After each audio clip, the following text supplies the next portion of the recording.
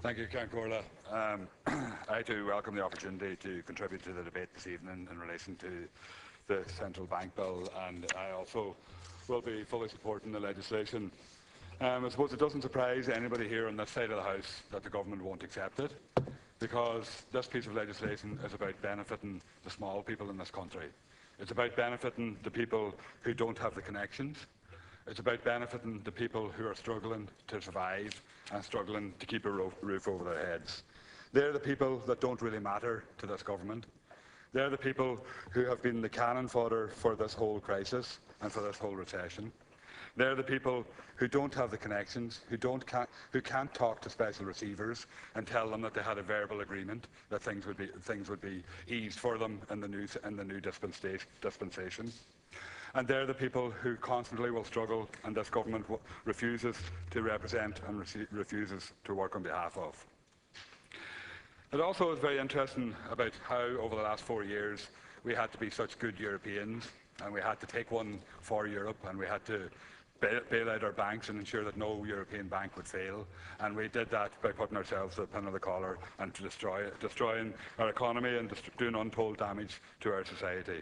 But yet, when members on this side of the House point out that the rest of Europe enjoys interest rates on variable rate mortgages that are at least 2% lower than the average shown here in Ireland, we're told that there's nothing we can do about that. So how is it that we can pick and choose what kind of Europeans we are? How is it that we can pick and choose how we can be good Europeans? We can be good Europeans when we can put ourselves into destruction by bailing out banks, but we can't be good Europeans when we can hope to avail of and expect to avail of the same kind of interest rates that other European citizens avail of. And that's the type of European citizens we are, that's the type of Europe that we're in, and that's the type of European citizens this government wants us to be.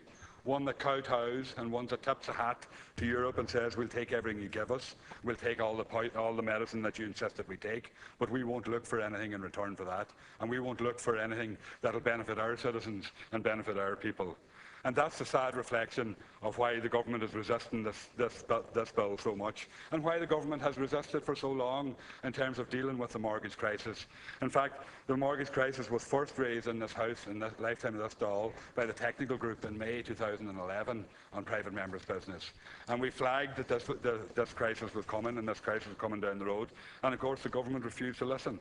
And the government simply looks and sees that their role is to save banks, bail out banks and save the European Union, and not benefit the citizens of this state.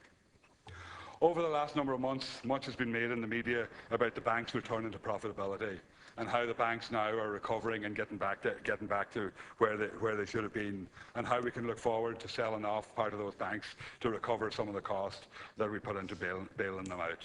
But we see over the last couple of weeks, and we see over the last few months, and through the work in this House by deputies, outlining the difference in the interest rates and the difference and how the variable rate mortgage holders are the ones that are returning the banks to that profitability.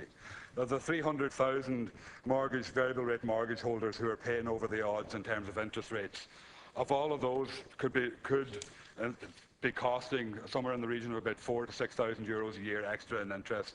That works out at over €1.2 to €1.8 billion in relation to extra profits for the banks. Coincidentally, that's about the much extra profit they made this year. So we see that it's on the backs of those individuals and on the backs of those citizens that the banks are returning to profitability.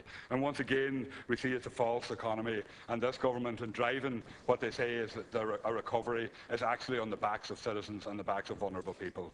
Thank you. Thank you.